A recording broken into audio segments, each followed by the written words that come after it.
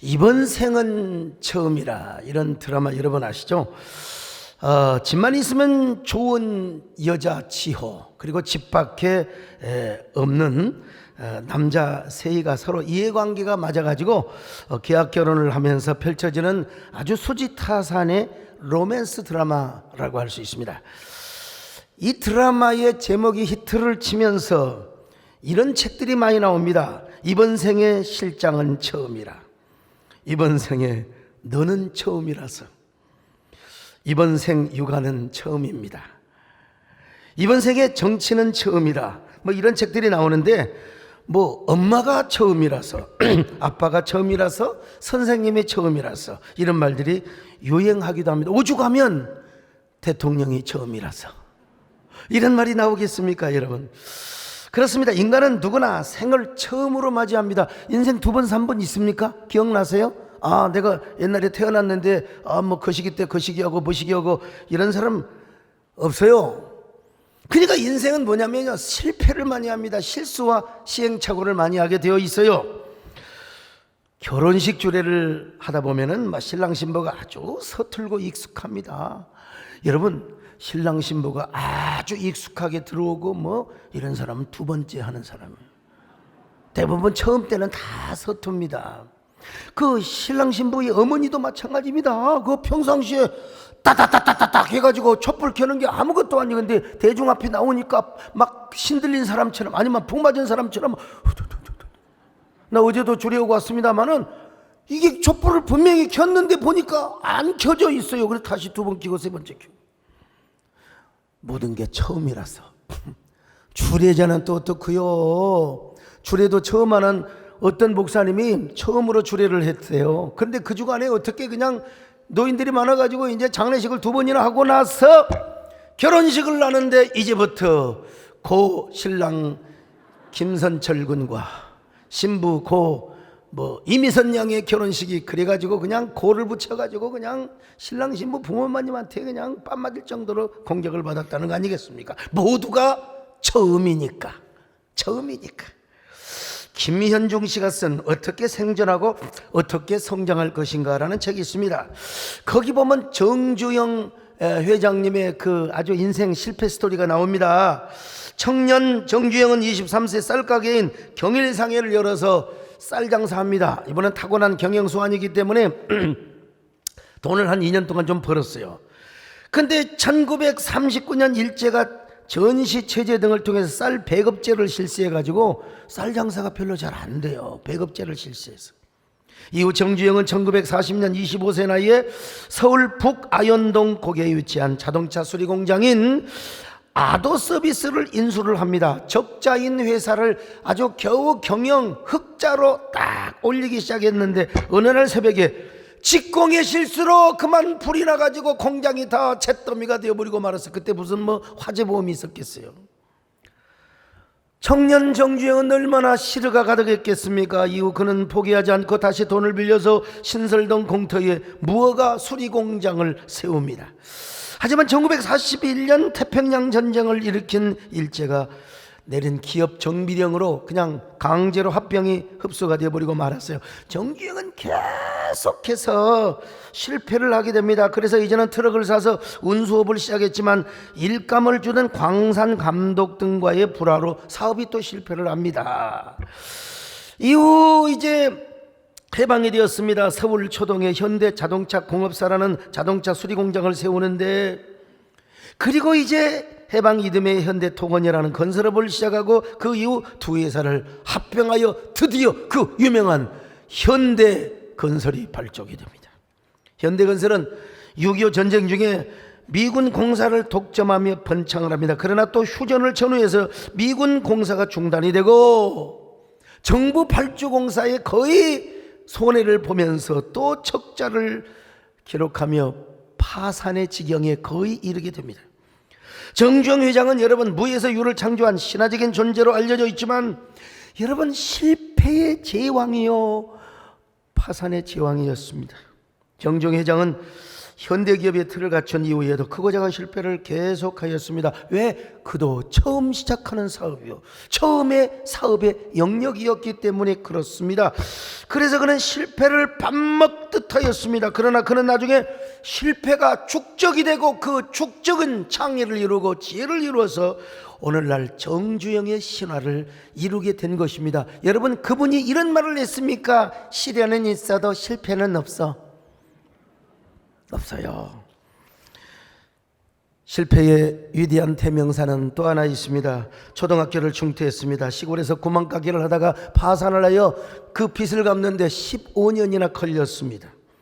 결혼했지만 너무나 부부 사이가 좋지 않았습니다. 커피를 마시다가 부인이 껐다가만 성질러 가지고 남편에다가 커피 잔을 갖다가 그냥 찌그러버리.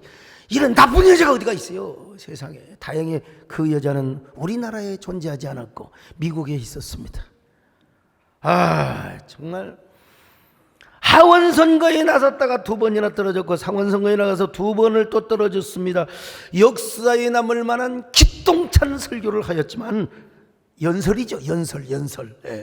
어떤 분이 교회 와가지고 처음으로 교회를 왔대요. 그러면서 가면서 뭐라고 저라 귓속에다, 목사님 연설 잘 들었습니다. 또 어떤 사람은 목사님이요, 이야기 잘 들었어요. 끝내주시네요. 나도 하다 보니까 어떻게 설교가 나왔네. 여러분, 그분은 설교하는 사람이요, 연설을 하였지만은 청중들은 냉담했습니다. 날마다 그는 언론에서 공격을 받았고 국민은요 그를 경멸하였습니다. 그 역시 이번 생이 처음이었기 때문입니다. 그가 가는 길을 한 번도 경험하지 못했고 서툴기 짝이 없는 길을 살았습니다. 그렇지만 서툴기 짝이 없어 그리고 후줄근하며 무뚝뚝한 이 사람으로부터 온 세상 사람들은 훗날 얼마나 감동을 받았는지 모릅니다. 그분의 이름을 대면은 존경하는 마음이요 박수와 갈채를 보냅니다. 에브라임 링컨이라는 이름 하나만으로도 여러분, 그는 여러분 실패의 제왕이었습니다. 그렇습니다. 누구나 생은 처음입니다. 처음이 아닌 사람은 아무도 없어요. 그렇기 때문에 실패합니다. 위대한 사람은 실패가 더 많아요. 여러분 보세요. 큰일을 하는 사람일수록 시행착오가 더 많습니다. 골짜기가 깊은 계곡은 뭐요? 산이 높아서 그러는 거예요. 산이 높을수록 계곡은 깊게 되어 있는 것입니다. 그러므로 우리는 실패를 너무 두려워해서는 안 됩니다. 실수하는 걸 너무 겁내서는 아니 돼요. 서울대학교 이정동 교수께서는 축적의 시간이라는 책을 썼어요. 인간의 지식과 경험에도 축적의 시간이 필요하다는 겁니다. 특별히 미래를 준비하는 창의적 개념 설계를 할 때는 여러분 정말로 실패가 성공의 어머니가 된다는 것이죠. 근데 여러분, 그 축적은 실패나 시행착오를 통해서 이루어진다는 겁니다. 그 시행착오가 축적이 되고 계속해서 경험으로 이루어지게 될 때 뭡니까? 위대한 창의력이 나오고 거기서 지혜가 생긴다는 것입니다. 여러분, 우리 한국 그 경제는 좀 개념 설계가 약하다는 것입니다.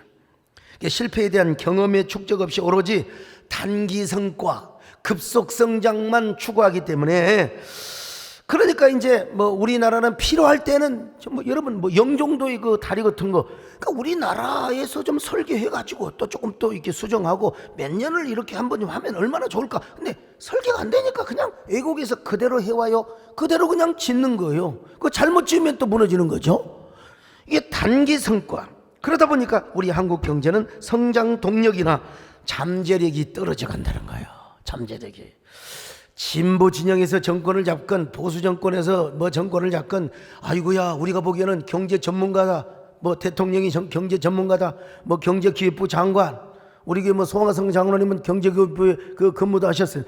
그런데 아무리 그래도 단기 성과를 내고 그냥 계속해서 짧은 기간에 막 그냥 이런 걸 그냥 추구하기 때문에 급속 성장 라인의 정책을 펴나가기 때문에 성장 동력이 떨어진다는 겁니다. 그래서 우리나라도 축적의 시간이 필요하고 축적의 경험이 필요하다는 것인데, 그런데 미안하지만 그 축적은 시행착오 그리고 실패의 경험으로만 이루어진다는 겁니다. 이루어진다는 거예요. 그 실수와 실패의 경험이 축적이 되면서 거기서 놀라운 지혜와 창의력이, 누가 그랬어요? 여러분, 고 정주영 회장께서 그랬고, 링컨 대통령이 그런 실패 때문에 위대한 대통령이 된 것이죠. 오늘 본문이 이러한 사실을 간접적으로 설명해 주고 있습니다. 모세는 시편 90편 3절에서 우리 하나님만이 영원하시대요. 여러분, 영원한 것은 없습니다. 뭐 그런 노래가 있잖아요. 영원한 것 없으니까. 여러분, 인간은 다 지나갑니다. 여러분, 우리가 뭐 잘나고 지금 뭐 정치적인 파워 게임, 교권의 게임, 이거 한 줌에 채만도 못하는 거예요. 지나가면 다 나 이걸 알고 생각하면 아무것도 아닙니다. 여러분, 뭐가 그렇게 잘났다가 아웅다웅거립니까? 아웅다웅거려 정말. 우리 인생은 잠깐 자는 것 같으며 아침에 돋는 풀과 같다고 말하고 있습니다.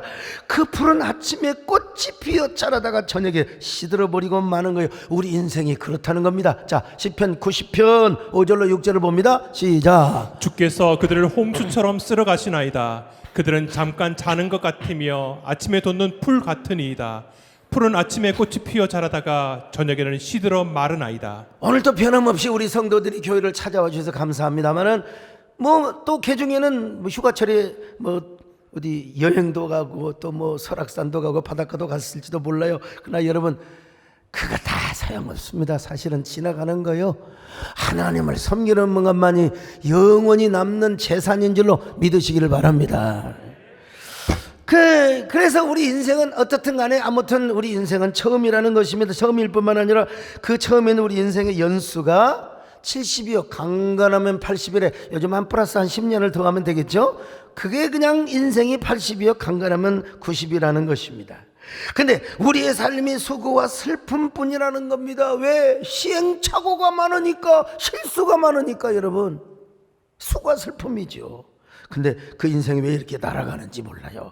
자, 10절 한번 보실까요? 시작. 우리의 연수가 70이요 강건하면 80이라도 그 연수의 자랑은 수고와 슬픔뿐이요 신속히 가니 우리가 날아가나이다. 연승은, 여러분, 인생은 연습이 없어요. 엑서사이즈, 리허설이었습니다. 한 번입니다. 한 번인데, 아이고, 이렇게 시행착오가 많고 실패도 많으니까 여러분, 수고와 슬픔뿐이잖아요. 그렇잖아요?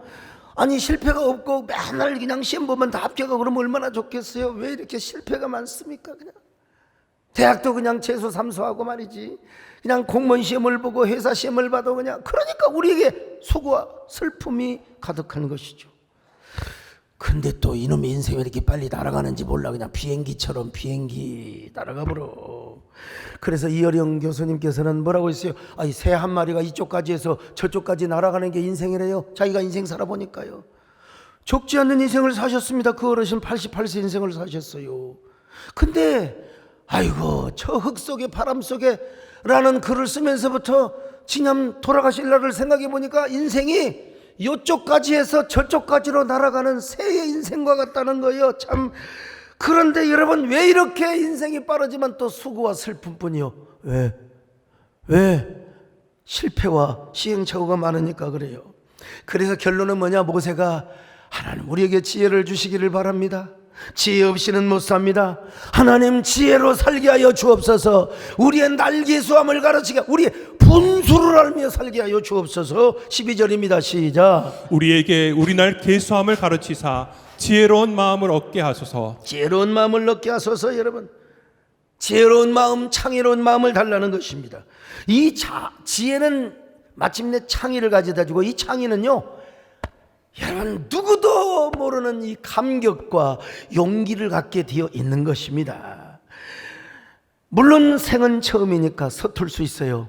참 어려울 수 있습니다. 서툴다 보니까 실패를 많이 합니다. 그러니 우리의 삶이 수고와 슬픔뿐입니다. 그렇다고 해서 우리는 실패와 실수를 두려워할 필요가 없습니다. 왜냐하면 실패를 함으로써 위대한 소득을 얻을 수 있어요. 그 소득이 뭔 줄 아세요? 주님을 만나는 겁니다. 실패를 통해서 주님을 만나는 거예요. 그리고 주님 안에서 거룩한 지혜를 받게 되는 겁니다. 지혜를 얻게 되는 것입니다. 오늘 여러분, 실패를 두려워하지 마시기를 바랍니다. 그 실패할 때 낙담하지 말고 주님을 만나보세요. 그리고 주님 앞에 한번 바짝 엎드려 보세요. 내가 왜 실패했는가? 그럼 주님께서 이런 감동을 주실 것입니다. 아무것도 두려워 말라, 염려하지 말라. 내가 너의 약함을 안다. 약해서 그런 거다, 부족해서 그런 거다. 내가 너의 손을 잡아주리라. 내가 너와 함께하리라. 아무것도 염려하지 말라. 나와 동행하며 살면 이제 너는 성공하는 일밖에 없다. 아무것도 두려워 말라. 주 너의 하나님이 지켜주시니 놀라지 말라, 겁내지 말라. 주님 나를 지켜주시니 내 맘이 맥혀 지칠지라도 주님 나를 지켜주시네. 세상의 험한 풍파 몰아칠 때도 주님 나를 지켜주시네. 주님은 나의 산성, 주님은 나의 요새, 주님은 나의 힘이 되신 여호와, 나의 힘이 되신 여호와.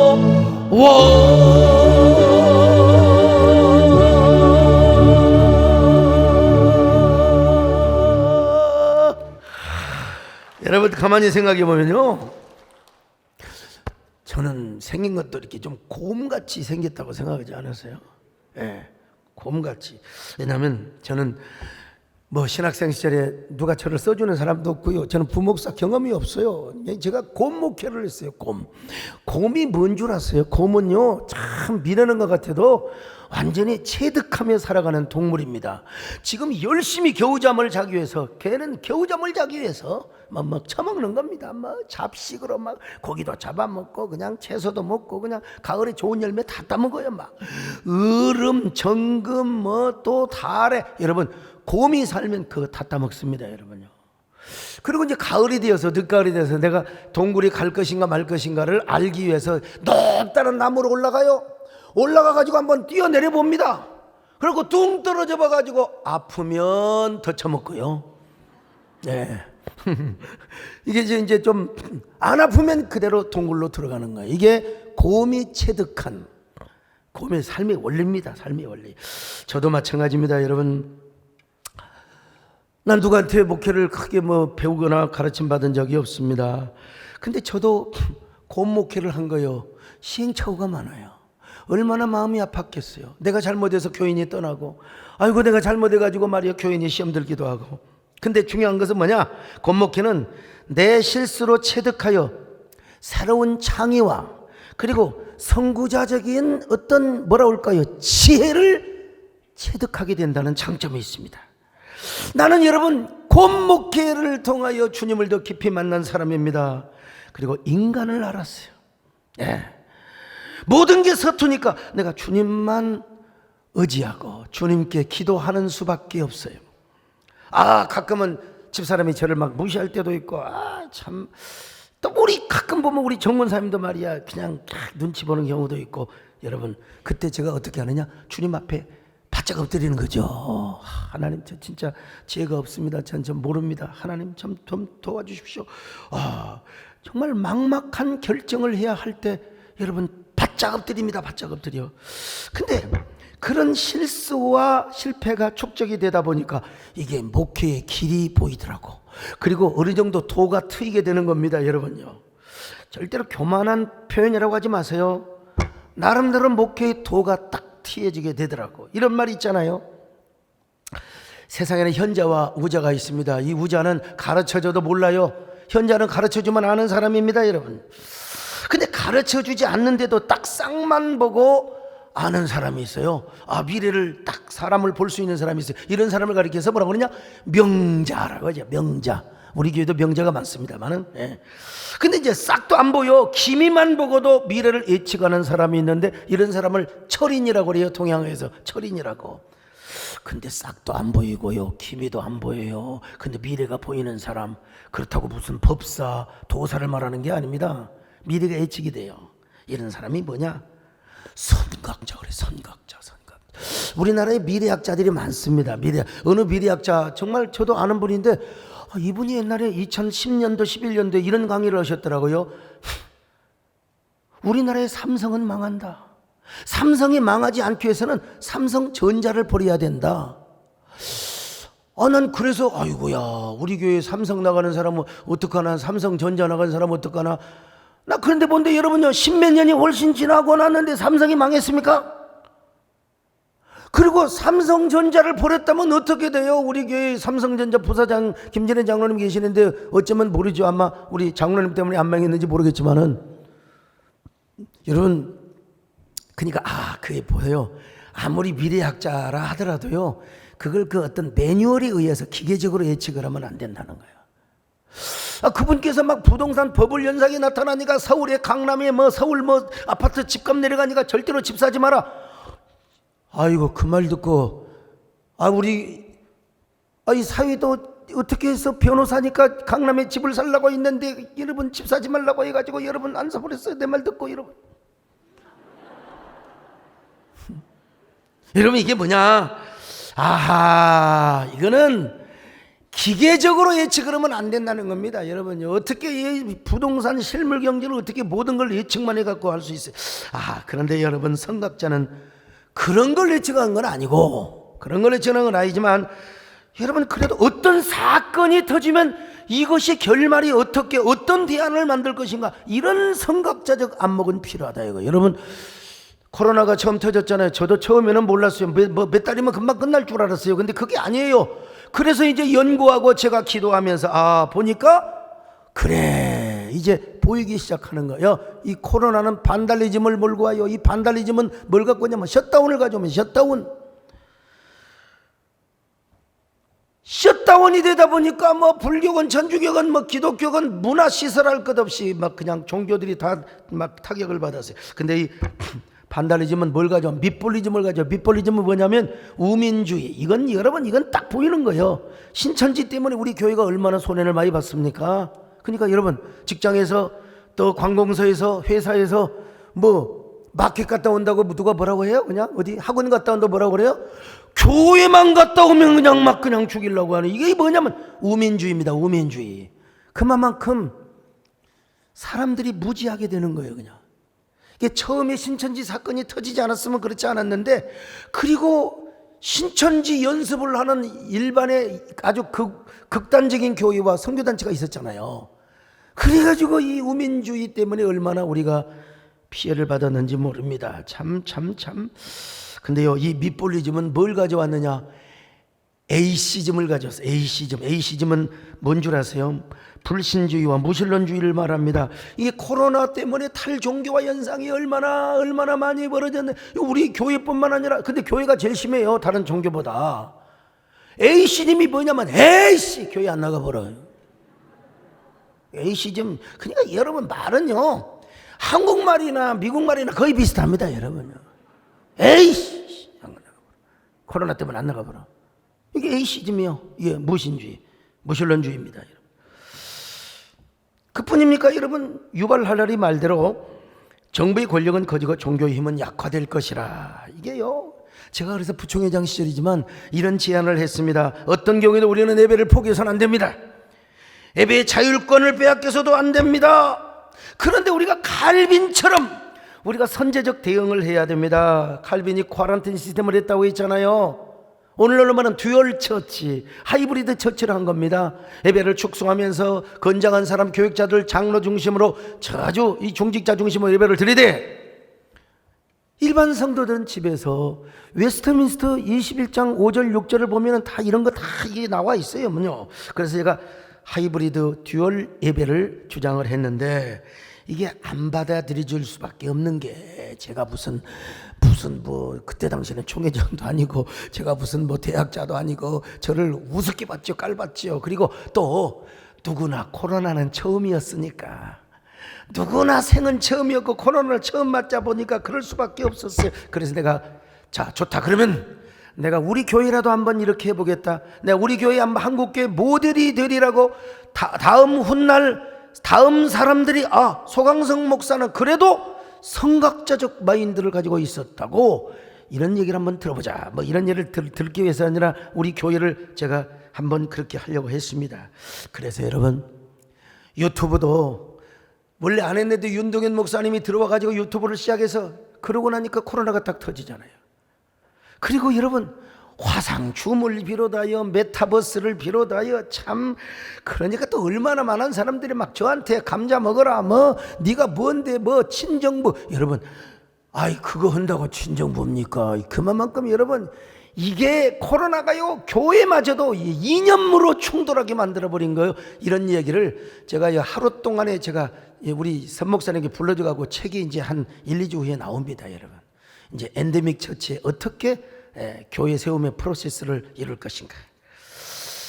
자, 그런데 나중에는요 반대하는 사람들까지 다 따라오더라고. 화상줌을 하고요 다 유튜브하고 다 따라와요. 그래서 그걸 보고 할렐루야 너무나 감사했습니다. 여러분 저는 이런 과거를 생각하니까 이런 글이 이런 스토리가 떠오르더라고요. 인도의 시성 타고르가 어느 날 밤 강물에 나룻배를 띄우고 작은 촛불 앞에 앉아 멋진 시를 쓰려고 했어요. 시가요 두 가지가 있습니다. 하나는 찾아오는 시, 이거 아주 쉽게 쓰여진 시입니다. 그냥 딱 쓰고 한두 번 고치면 돼요.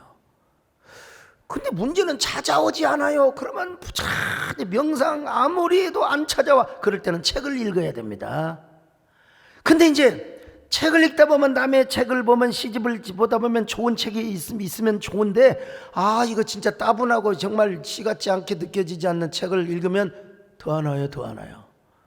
좋은 책을 어떻게 언제 읽느냐에 따라서 이제 다르는 건데 그래서 이게 타고르도요 철학자 크로체의 미학에 관한 글을 읽고 있었습니다. 자, 그러면서 시상이 떠오르기를 바라고 있었는데 세상에 강변의 바람이 훅 불어가지고 촛불이 꺼져버렸어요. 시도 쓸 수 없어. 그리고 시도 쓸 수 없을 뿐만 아니라 책을 볼 수가 없다 이 말이죠. 짜증이 났습니다. 근데 짜증도 잠깐요. 나룻배 안으로 달빛이 춤을 추며 흘러들어왔습니다. 보름달의 달빛이 나룻배 안을 가득 채웠습니다. 달빛에 반짝이며 춤추는 강물이 두 눈을 가득 채우는, 이야, 생각만 해도 얼마나 기가 막힌 모습입니까? 아주 놀라운 신성한 체험이었습니다. 그때 타고르에게 시상이 막 터져나오기를 시작합니다. 그래 막 종에다가 막 신들린 손처럼 막 글을 써가 그가 이런 말을 했어요. 아름다움이 나를 온통 둘러싸고 있구나. 진정한 아름다움은 책 속에 있는 것이 아니라 바로 이 세상에 가득한 것인 것을. 내 촛불이 꺼지자 나는 모든 것을 잃은 줄 알았는데 황홀한 달빛이 나를 반겨주는구려. 달빛에 취해서 글을 쓰고 시를 썼어요. 촛불이 꺼지면 망하는 줄 알았는데 여러분, 촛불이 꺼지자 비로소 달빛이 보이게 되는 겁니다. 나는 여러분, 코로나의 자욱한 안개 때문에 햇빛이 완전히, 우리의 영혼의 햇빛이 완전히 없어지는 줄 알았어요. 그러나 아닙니다. 아무리 반달리즘, 미폴리즘, 에이시즘이 그냥 탈종교와 현상을 일으키고 뭐 교인 수가 감소한다 하더라도 아니다. 우리가 신앙의 본질만 확실하게 붙잡고 초대교회적인 사도행전적인 원형교회를 세우는 데 노력한다면 우리 교회는 더 견고하고 아주 강력한 영적 부족 공동체가 될 수 있다. 저는 이 사실을 확신했습니다. 여러분. 결심했습니다. 촛불이 꺼져버리고 코로나의 안개 속에서 자욱하게 되던 때에 우리가 한번 한국교회 한번 모델이 되어보자. 희망의 모델이 되어보자. 정말 신앙의 본질을 회복하고 초대교회적 원형교회를 회복하는 달빛보다 더 황홀하고 아름다운 교회를 한번 이루어내보자 그랬습니다. 여러분. 그래서 제가 온갖 창의력을 다해서 목회를 했습니다. 그리고 죽을 힘을 다해서 창의력인 목회만 되는 게 아니요, 내 몸을 헌신하고 죽기까지. 어제 저희 장조카 결혼식을 했는데 우리 작은 형님이 저한테 그러더라고. 내가 유튜브를 계속 보내. 그런데 어떻게 하루에 5번, 6번 그렇게 예배를 인도하는가? 좀 왜 부목사가 있는데 영상으로도 하고 그러지? 여러분, 아직까지는 엔데믹입니다. 그래서 제가 죽을 힘을 다해서 그렇게 목회를 하고 있는 것입니다.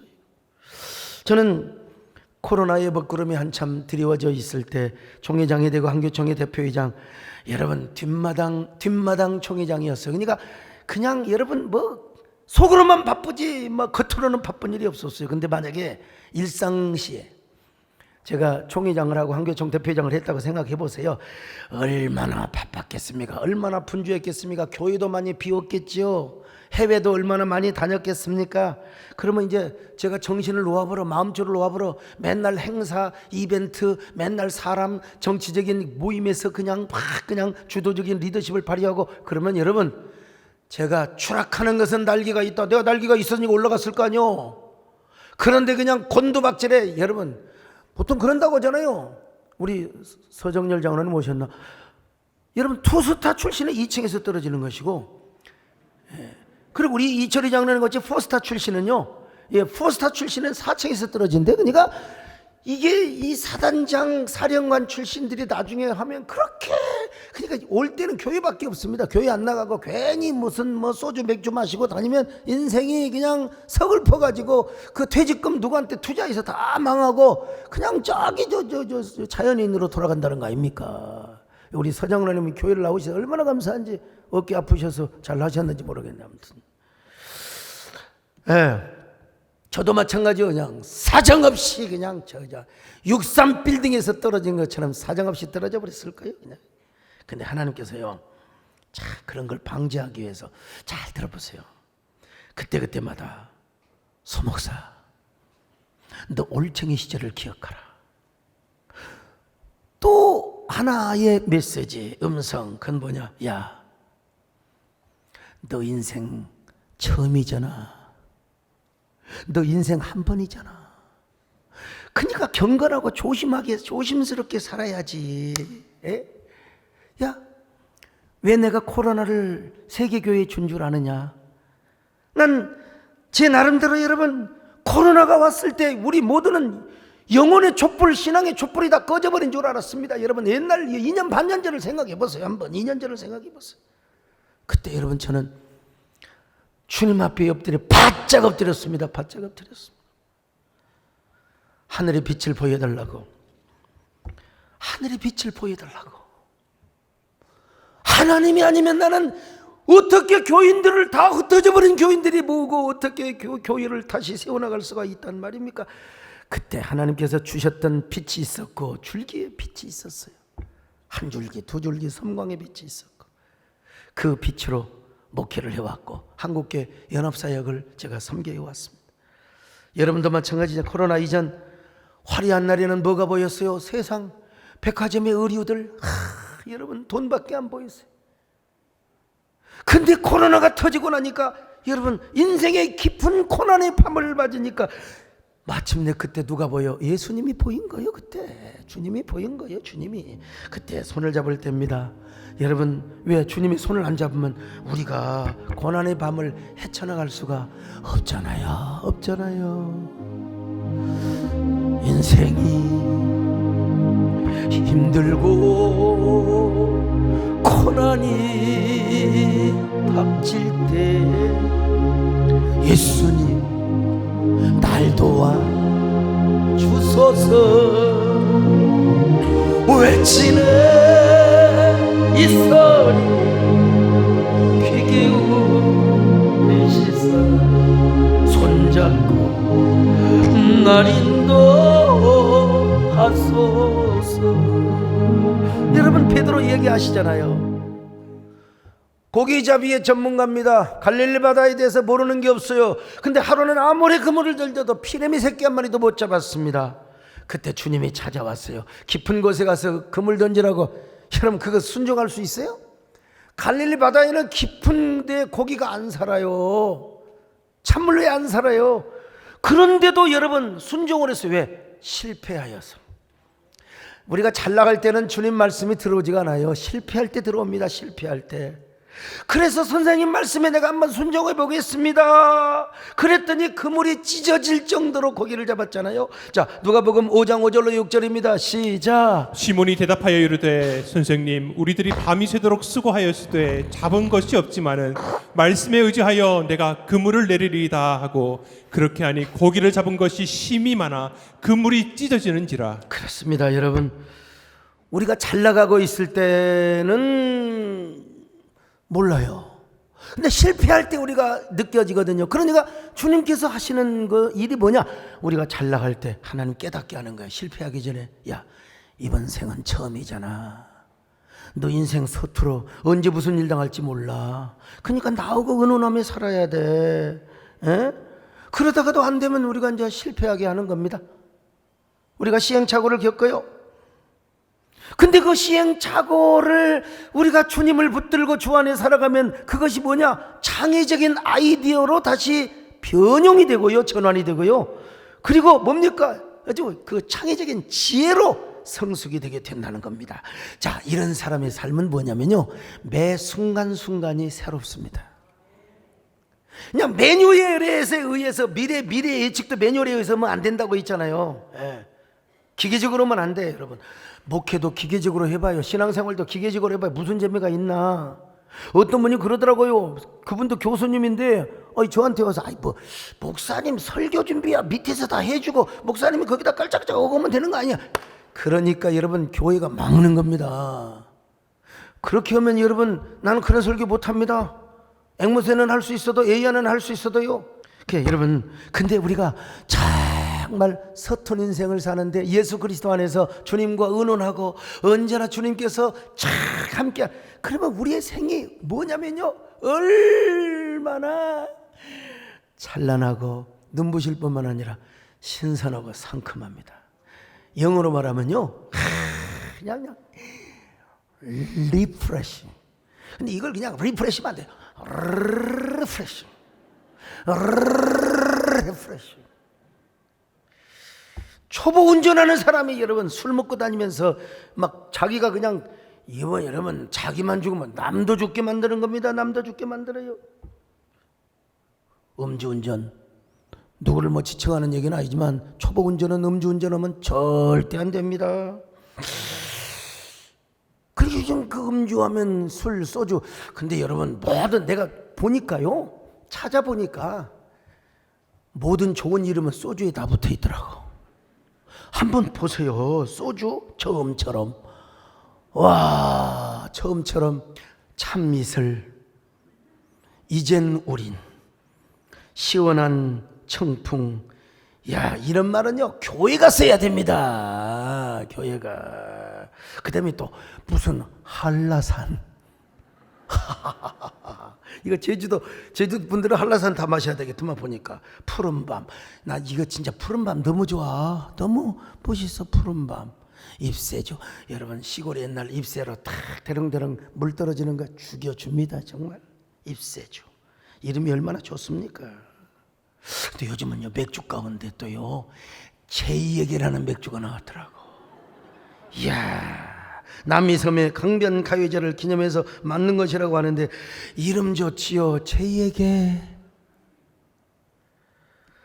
저는 술과는 거리가 멉니다. 저는 술을 받을 수가 없었어요. 우리 아버지를 안 닮았어요. 우리 어머니를 닮았어요. 그런데 이게 우리 아버지가 저한테요, 석자라는 이름을 주어서 내 몸에는 주기적으로 요로결석이 생깁니다. 신장결석, 담결석, 하여간 결석은 저한테 다 와요. 그래서 어떤 의사 선생님은 맥주를 많이 마시세요. 그런데 이게 먹으면 또 심장이 욱욱욱 하니까.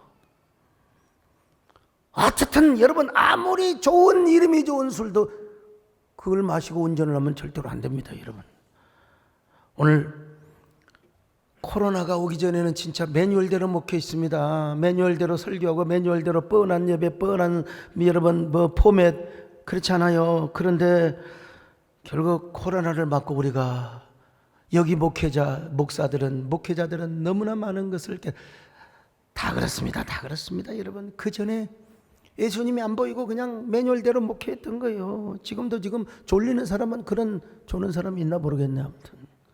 예. 그런데 우리가 누구를 만났어요? 주님을 만났습니다. 이번 생은 처음이니까, 우리의 삶이 서투니까 주님 없이는 못 살아.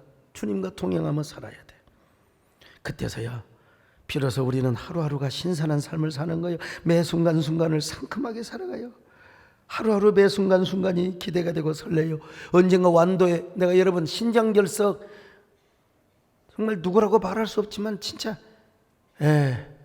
신장결석인데 내가 집회를 안 가면 안 돼, 안 가면 안 돼. 그러니까 의사 선생님 저한테 하여간 주사를 몇 방 그냥 가서 어떻게든지 맞으라고 그냥 준 적이 있어요.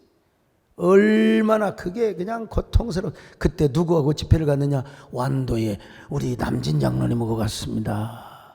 참 제가 약속을 지키느라고.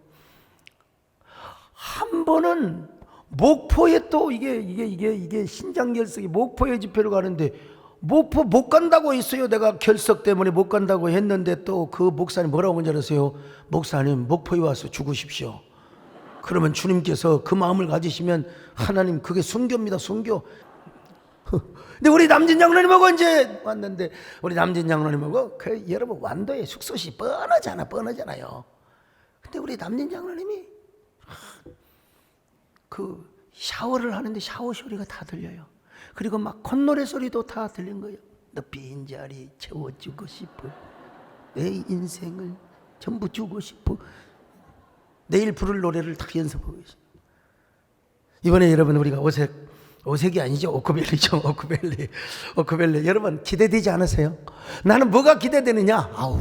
정말 아까 샤워 얘기 나오는데 여름에 산에 갔다가 찬물을 끼었을 때의 그 스릴과 그 시원함. 근데 우리 박종 목사님은 찬물을 보던데요. 비겁해가지고.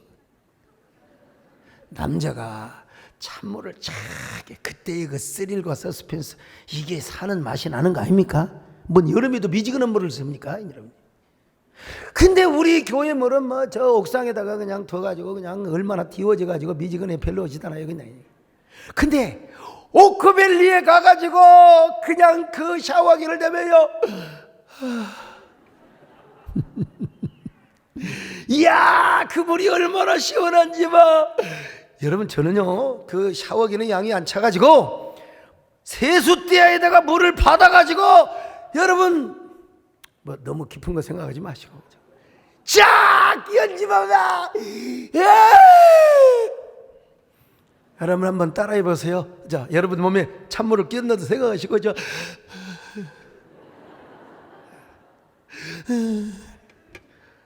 여러분 수련회 때 하나님께서 그런 은혜도 주실 뿐만 아니라 여러분 주님과 함께 서툴지만 비록 여러분 생애 한 번이기 때문에 처음이기 때문에 우리가 서툴긴 하지만 그래도요 주님과 통행하면 그 순간이 어떤 순간이냐 하루하루가 그리고 순간순간이 진짜 어떻게 반응이 없으셔. 이런 생각을 하면서 생각해 보니까 지금까지 우리가 살아왔던 게 다 하나님의 은혜더라 이겁니다. 모든 것이 은혜입니다. 할렐루야. 모든 것이 은혜요. 여러분 우리가 얼마나 이 찬양을 많이 불렀습니까 여러분요. 내가 두려웠던 모든 것들이 내가 지나왔던 모든 시간 내가 걸어왔던 모든 순간 당연한 것 아니라 은혜였어. 모든 것이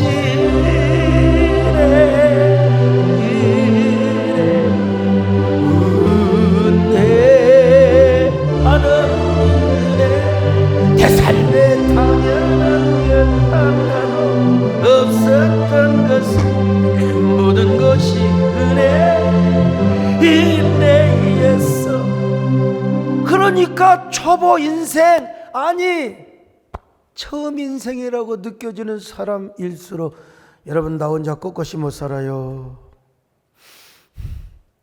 주님께 바짝 엎드려야 돼요.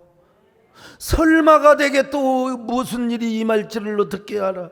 그래 우리는 항상 여러분 추락하지 않기 위하여, 그리고 또 내가 작은 실수와 시행착오가 있다 하더라도 그것이 나에게 창의가 되고 축적이 되고 지혜가 되도록 하기 위하여 우리는 언제나 엎드리는 삶을 살아가야 돼요. 그러면 나도 모르게 진짜 한번 또 해볼까요? 이런 감탄사 부호가 우리 인생에 있어야지. 박선혜 전사님 하셔서 이 모든 영광 하나님 앞에도 중요하지만 우리 박선혜 전사님 집회 가셔서 한번 해보세요. 여러분요, 이런 사람은 주님의 손을 잡지 않고는 못 삽니다. 서툰 인생일수록 주님을 찾게 되어 있습니다. 오늘 여러분 이 자리에 주님 운행하고 계십니다. 여러분, 주님께서 역사하고 계십니다. 여러분의 새로운 일을 위하여 주님은 운행하시고 역사하고 계신다 이 말입니다. 오늘뿐만 아니라 여러분 새해된 작년 여름수련을 통해서 하나님의 운행하심과 역사하심이 더 강력하게 임할 줄로 믿습니다. 그렇게 믿으시면 아멘합니다. 주역에 운행하시네 나 경배 주 경배 주역이 역사하시네 나 경배 주 경배 우리 마음 만지시네 나 경배 주 경배 가슴에 손을 얹고요. 자, 우리 마음 치료하시네 나 경배 주 경배 우리 마음 고쳐주시네 우리 마음 고쳐주시네 나 경배 주 경배 기도합니다. 하나님, 내 인생이 처음이라는 사실을 새삼스럽게 다시 깨닫습니다. 다시 말씀을 듣고 보니까 내 인생, 앞으로 남은 인생 막막하고 힘겹기만 느껴집니다. 우리가 너무나 잘 나갈 때 주님 우리를 깨닫게 하여 주시고 언제나 우리의 생이 처음이라는 사실을 알게 하여 주시옵소서. 하루하루가 처음이라는 사실을 깨닫게 하여 주시고 매 삶이 매 순간이 신선하고 상큼하게 하여 주시옵소서. 주님, 그러기 위해서는 언제나 주님이 우리를 통행하시고 운행하시고 임재하게 하여 주옵소서. 예수 그리스도가 우리의 삶의 주인 되게 하여 주옵소서. 한 1분 동안 여러분 기도합니다.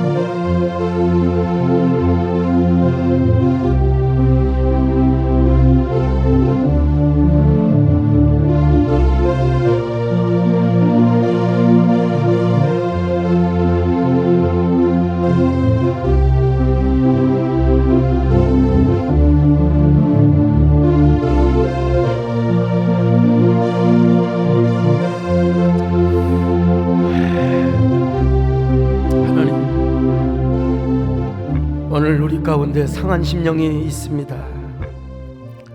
그냥 아무것도 모르고 인생을 대충 살다가 우리가 쓰러지고 추락하고 정말 마음과 몸이 다친 때가 있습니다.